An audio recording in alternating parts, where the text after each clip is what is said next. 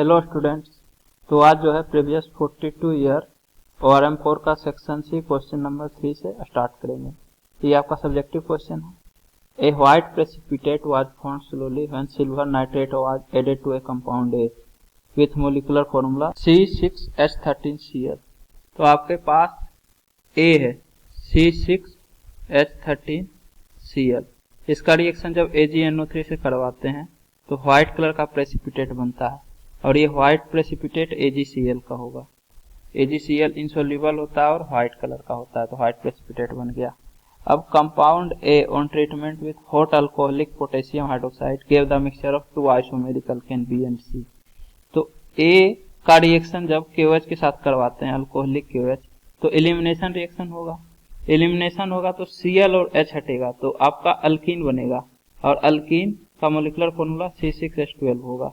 B या फिर C दोनों का मोलिकुलर फॉर्मूला यही होगा, क्योंकि Cl और हाइड्रोजन हट के अल्कीन बनेगा। उसके बाद बोल रहा है कि जो B और C बना है, having molecular formula this the mixture of B and C on ozonolysis furnished for compound. तो B और C का जब ओजोनोलिसिस करवाते हैं तो 4 प्रोडक्ट बनता है, 1 2 3 4। अब आप एक बात बताइए, alkyne carbon double bond carbon, तो क्या होता है जब ओजोनोलिसिस होता है? तो डबल बॉन्ड तोड़ो ओ जोड़ो, तो C double bond O C double bond O हो जाता है। लेकिन नंबर ऑफ कार्बन एटम तो दोनों मिला के 6 होना चाहिए, क्योंकि B में भी 6 कार्बन एटम है, C में भी 6 कार्बन एटम है। तो ये और ये पेयर होगा, क्योंकि दोनों का सम 6 कार्बन एटम होता है। 2 + 1 3 कार्बन और 3 कार्बन 6 कार्बन, और ये दोनों पेयर होगा। मतलब या तो ये दोनों B के ओजोनोलिसिस से बना है या ये दोनों B के ओजोनोलिसिस से बना है। सिमिलरली अगर ये B के ओजोनोलिसिस से बना है तो ये C के ओजोनोलिसिस से बना होगा, वाइस वर्सा। अगर ये B के ओजोनोलिसिस से बना है तो ये वाला C के ओजोनोलिसिस से बना है। तो ozonolysis C2H5 CHO, C2H5 C double bond O CHO, और next CH3 C double bond O CH3 C double bond O CH3। तो क्या होता है, डबल बॉन्ड तोड़ो ओ जोड़ो, तो इन दोनों के बीच में डबल बॉन्ड होगा, तो आपका प्रोडक्ट होगा B जो है C2H5 CH double bond carbon और इससे 2 मिथाइल ग्रुप। तभी तो जब इसका ओजोनोलिसिस होगा तो डबल बॉन्ड टूटेगा और यहाँ भी डबल बॉन्ड ऑक्सीजन, यहाँ भी डबल बॉन्ड ऑक्सीजन, तो आपका ये प्रोडक्ट बनेगा। मतलब ये आपका एक अल्कीन हो गया। सिमिलरली नेक्स्ट इन दोनों में होगा तो CH3 CHO, मतलब C डबल बॉन्ड OH और CH3, तो इन दोनों ऑक्सीजन के बीच में डबल बॉन्ड कार्बन के बीच में ला दीजिए, तो आपका एक अल्कीन होगा CH3 CH CH3 CH, और उसके बाद फिर इस कार्बन के बीच में डबल बॉन्ड आएगा, फिर कार्बन और इससे हाइड्रोजन अटैच है, मतलब CH और CH3। तो ये 2 अल्कीन है B एंड C।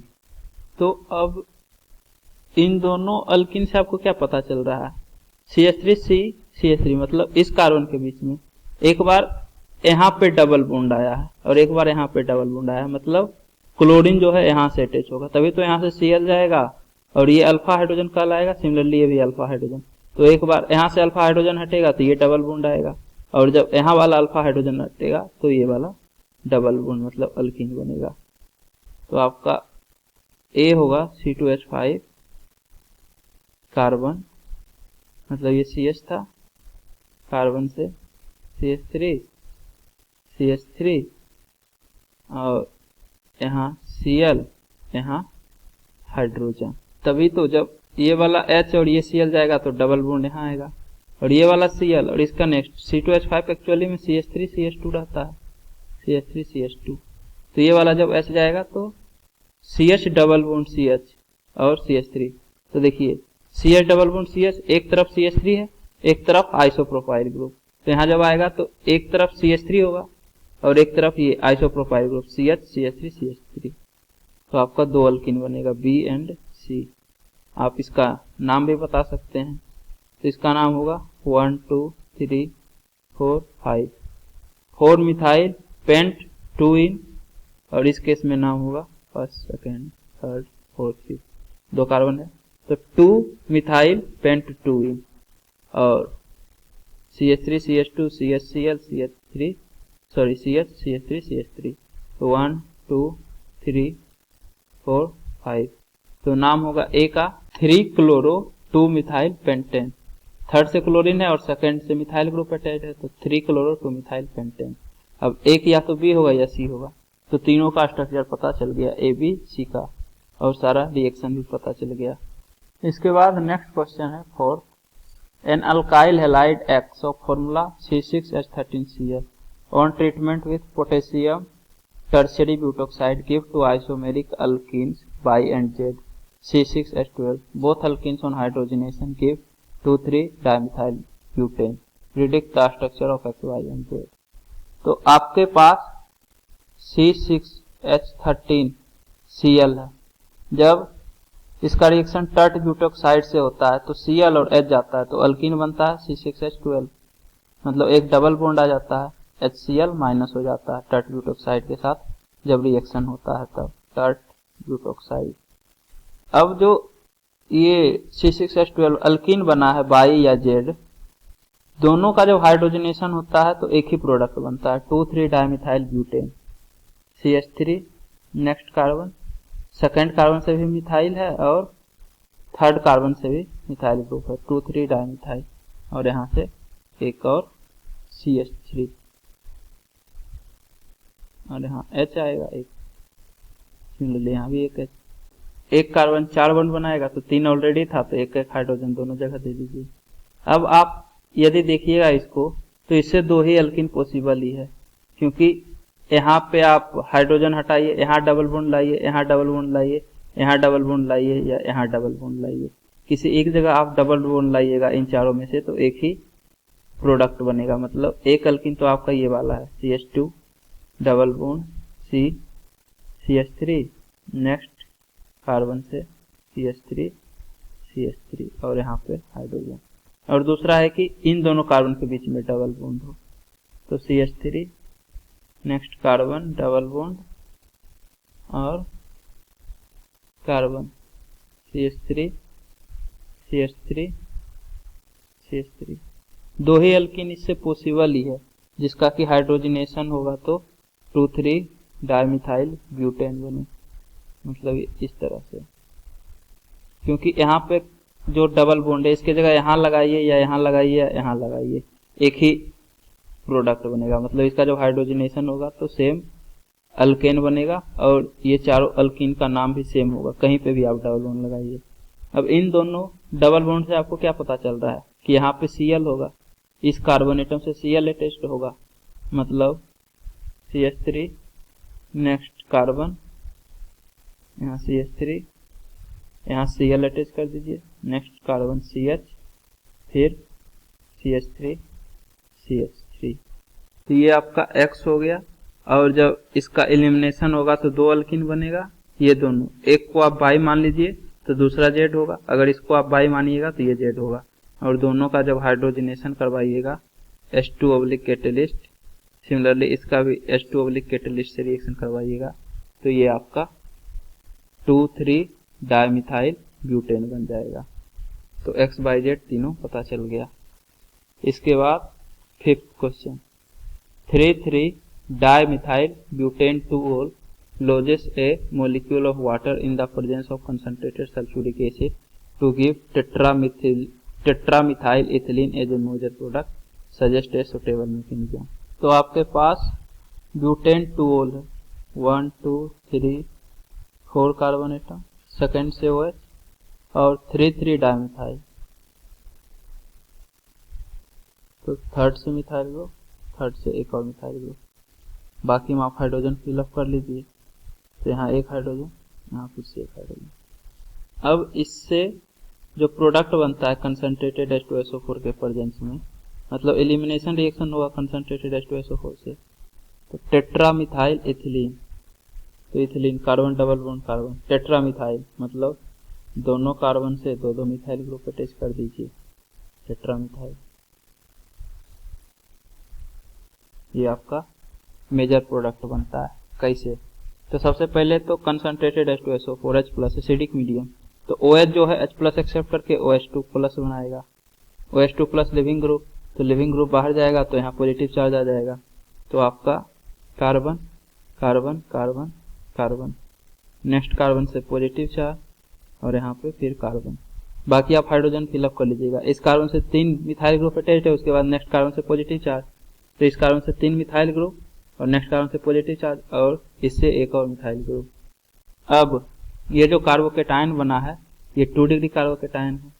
अब कार्बोकेटायन हमेशा अपने से स्टेबल कार्बोकेटायन में रीअरेंज हो सकता है, तो जब इस तरफ मिथाइल शिफ्ट होगा तो यहाँ पे जब पॉजिटिव चार्ज आएगा तो ये 3 डिग्री कार्बोकेटायन बन जाएगा, और 3 डिग्री ज़्यादा स्टेबल होता है 2 डिग्री से, मतलब इस तरफ रीअरेंजमेंट हो जाएगा, तो ये मिथाइल ग्रुप यहाँ आ जाएगा और पॉजिटिव चार्ज यहाँ आ जाएगा, तो कार्बन कार्बन कार्बन, एक मिथाइल ग्रुप चला गया उधर और यहाँ पॉजिटिव चार्ज, तो नेक्स्ट कार्बन से एक मिथाइल ग्रुप था, एक और आ गया मिथाइल शिफ्ट के बाद।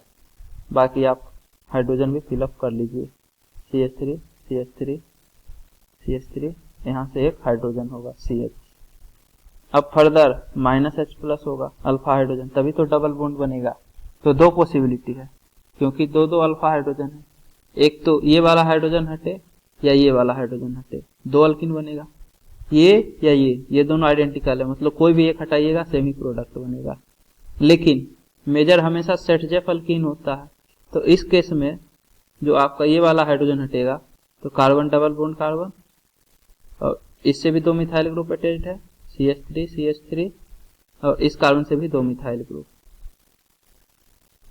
तो ये सेट-जेफ अल्कीन है।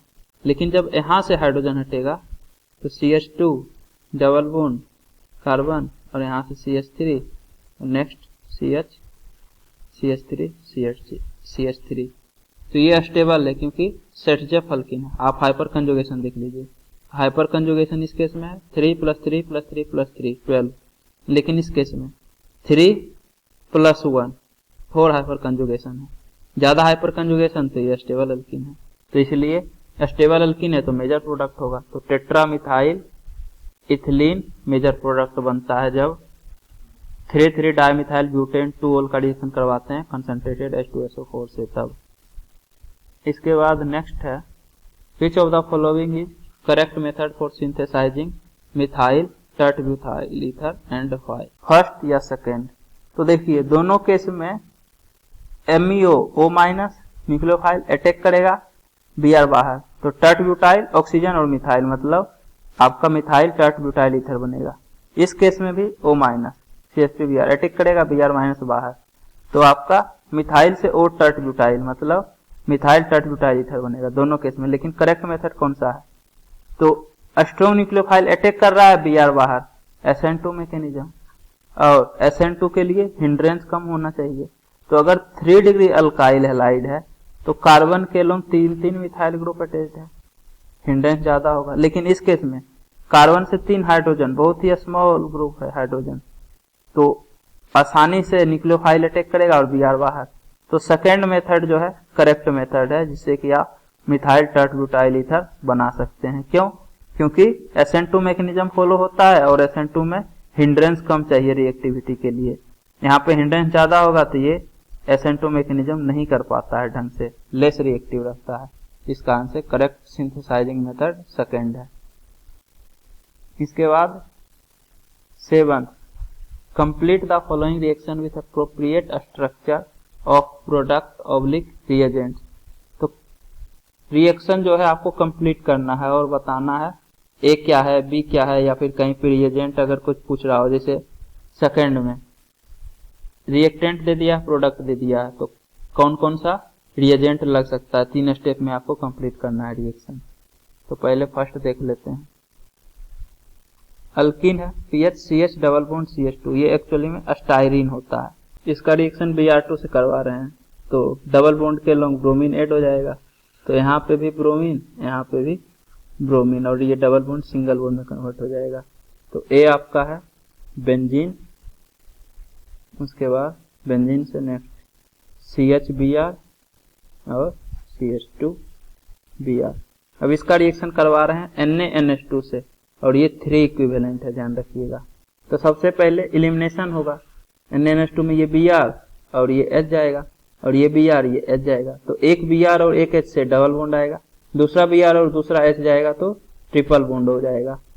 तो दोनों से आप HBr हटा दीजिए A में से, तो जो A बना था उसमें से जब आप HBr हटाइएगा तो यहाँ पे सिर्फ कार्बन बच जाएगा, ट्रिपल बॉन्ड, यहाँ कार्बन के साथ एक हाइड्रोजन रहेगा, तो आपका बेंजीन और इससे कार्बन ट्रिपल बॉन्ड CH। दो ही इक्विवेलेंट यूज हुआ है, ध्यान रखिएगा। एक बार Br और H गया एक इक्विवेलेंट, फिर यहाँ से Br यहाँ से H गया तो दो इक्विवेलेंट, एक इक्विवेलेंट अभी बचा है NaNH2 बेस।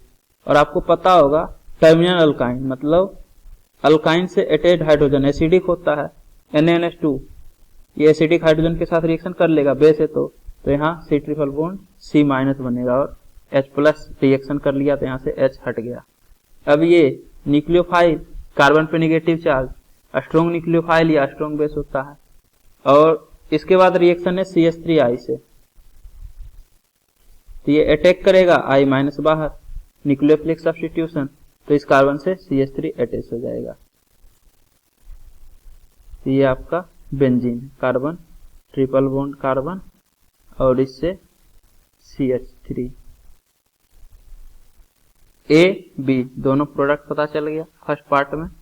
अब सेवंथ का सेकेंड पार्ट, आपके पास डबल बॉन्ड यहाँ पे है, तो फर्स्ट सेकेंड थर्ड 3 स्टेप में आपको डबल बॉन्ड को यहाँ लाना है। तो क्या कीजिएगा, तो सबसे पहले ओजोनोलिसिस करवा दीजिए। तो फर्स्ट स्टेप में O3 plus zinc oblique H2O, तो ओजोनोलिसिस होगा तो क्या होगा, डबल बॉन्ड तोड़ो O जोड़ो, तो यहाँ भी डबल बॉन्ड ऑक्सीजन, यहाँ भी डबल बॉन्ड ऑक्सीजन, तो आपका पास इस तरह से डबल बॉन्ड ऑक्सीजन आएगा।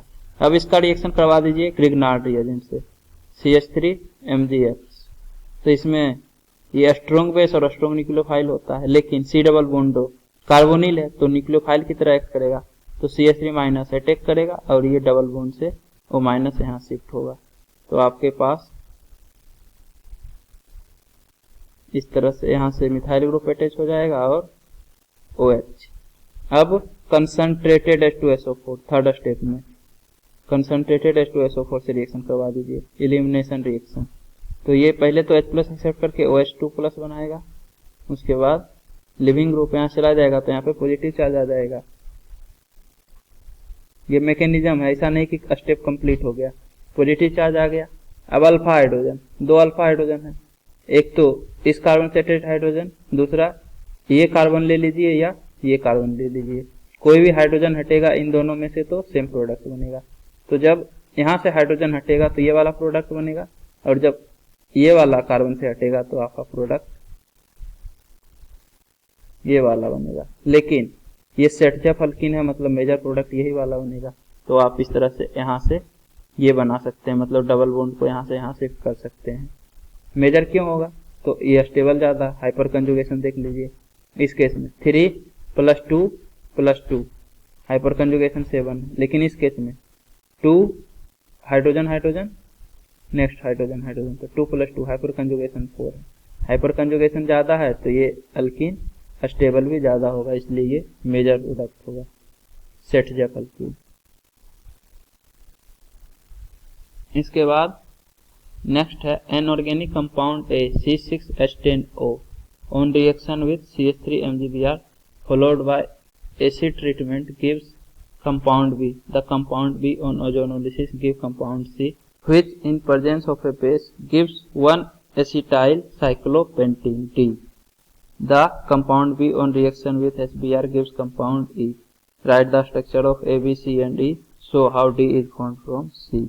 तो आपके पास A है C6H10O, इसका रिएक्शन करवाते हैं ग्रिग्नार्ड रिएजेंट CH3MgBr से, उसके बाद हाइड्रोलिसिस H2O H+, तो B बनता है, और B का ओजोनोलिसिस होता है तो C बनता है, और C बेस के प्रेजेंस में D बनाता है। D आपका है 1-एसिटाइल साइक्लोपेंटीन, तो साइक्लोपेंटीन हो गया, और फर्स्ट से एसिटाइल ग्रुप मतलब COCH3 ग्रुप, ये आपका D है। और उसके बाद बी का रिएक्शन करते हैं HBr से तो E बनता है। बी का रिएक्शन यदि HBr से करते हैं तो E बनता है। अब बी का ओजोनोलिसिस होता है तो C बनता है।